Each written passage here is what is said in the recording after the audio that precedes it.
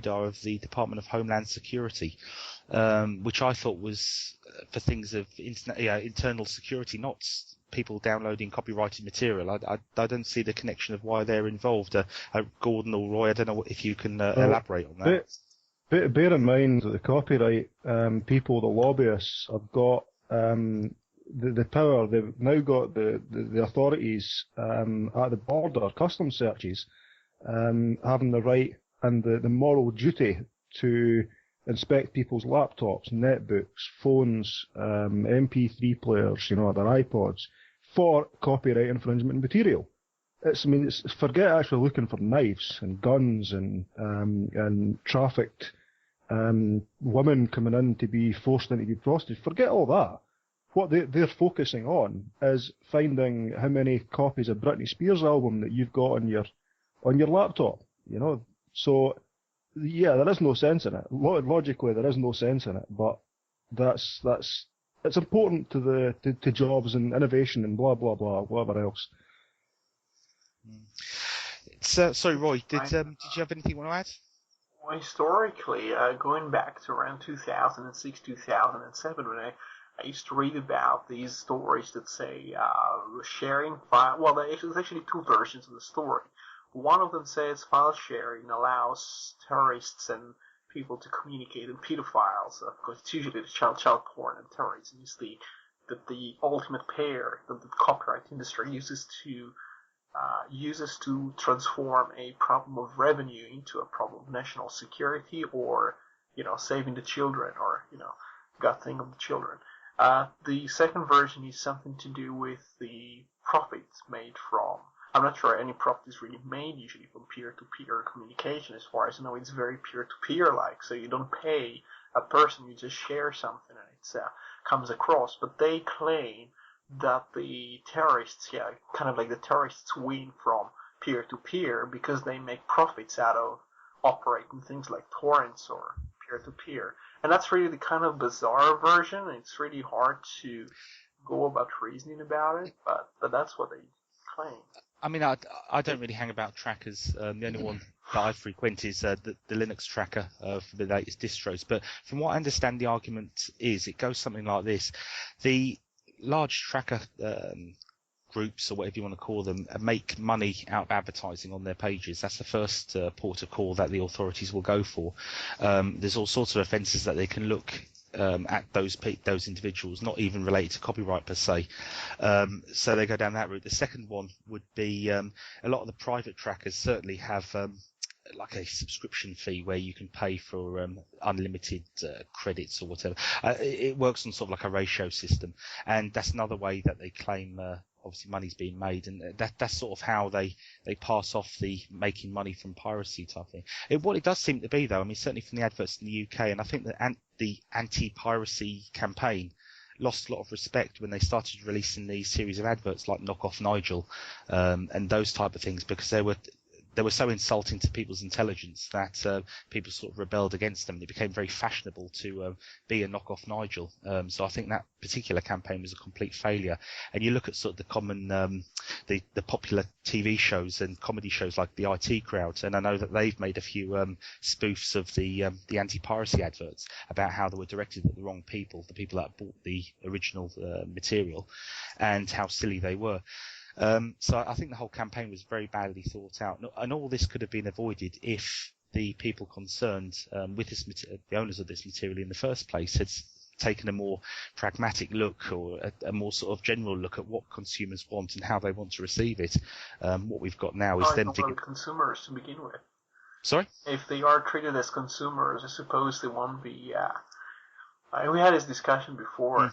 It's actually interesting because Steve Ballmer was having this interview, say about a week and a half ago or 2 weeks ago, and he started to say consumers, and he went as far as saying and then he had to change his wordings because he realized he shouldn't say consumers. It was in Ars Technica, and it was with Peter Bright who spoke to Ballmer, and the end of the sentence when he was talking about this thing, and the reason actually took my attention was he said something about trying to push people to using Windows at work because this is how they use it at home or vice versa. It doesn't matter. But this kind of explains to you the mentality of trying to get Windows into schools. And if they get into schools, people use it at home. And if they use it at home, they use it at work or demand the use of Windows at work. And basically was referring to them as consumers, but he's trying to change the wordings. And in the very same way, in a previous interview, he was talking about how Microsoft competes with open source. And as he says open, he kind of stopped, and then he said Linux.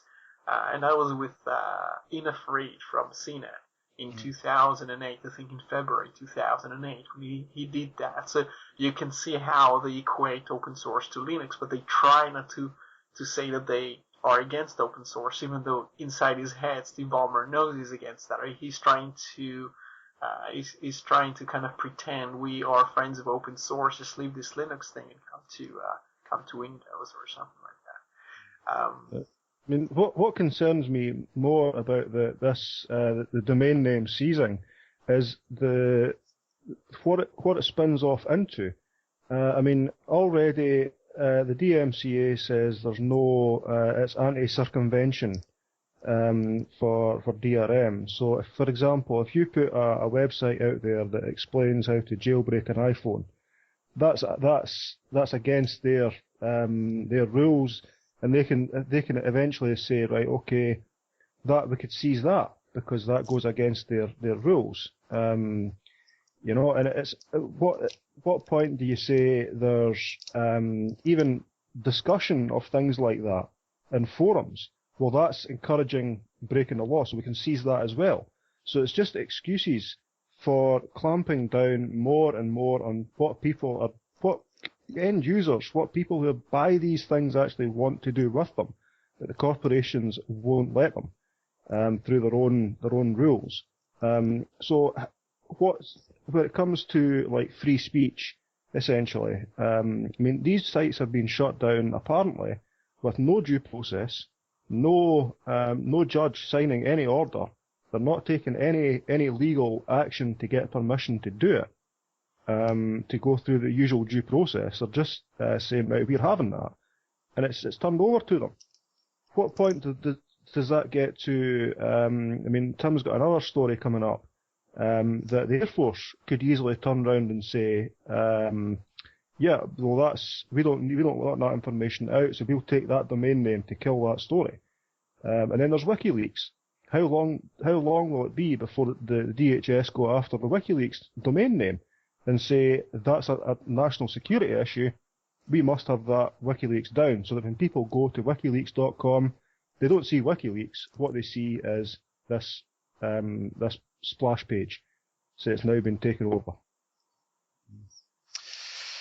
Right. Well, Roy, if you've got nothing else to add to this point, do you want to pull up? WikiLeaks is under a denial of service attack, or perhaps they just get lots of traffic. It's really hard to tell the difference. If I can just interject, so I'm a regular reader of Torrent Freak. I'm very interested in what the current opinions are in file sharing copyright, and what I've noticed, or what I believe I've noticed, there was some people who sort of raised eyebrows over the DDoS attack on WikiLeaks. I think sometimes, and certainly see on Torrent Freak all the time, people will often provoke a conspiracy theory by acting like the government or the body that they aim to be against. And I think it could be just as likely that instead of this DDoS attack being from a government body, it's just from a user who wants it to be seen as being from a government body to sort of generate a bit of a story. Is my personal view on it. You see on Torrent Freak a lot when people are talking about copyright issues. So just my 10 pence worth in. Sorry, Roy, I'll let you continue. Yeah, well, I mean, we'll never know. It could be anything. I think is the bottom line. It's probably just lots of demand. Yeah. Did they release the documents today? I haven't checked the news in a while. I haven't. I believe they have. I believe they have. Probably the reason.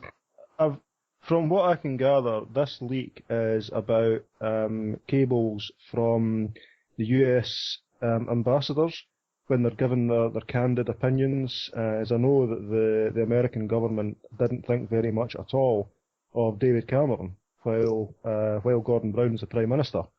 and they really did not want David Cameron and the Conservatives to win the election in Britain because they felt he was someone they couldn't deal with. And then, of course,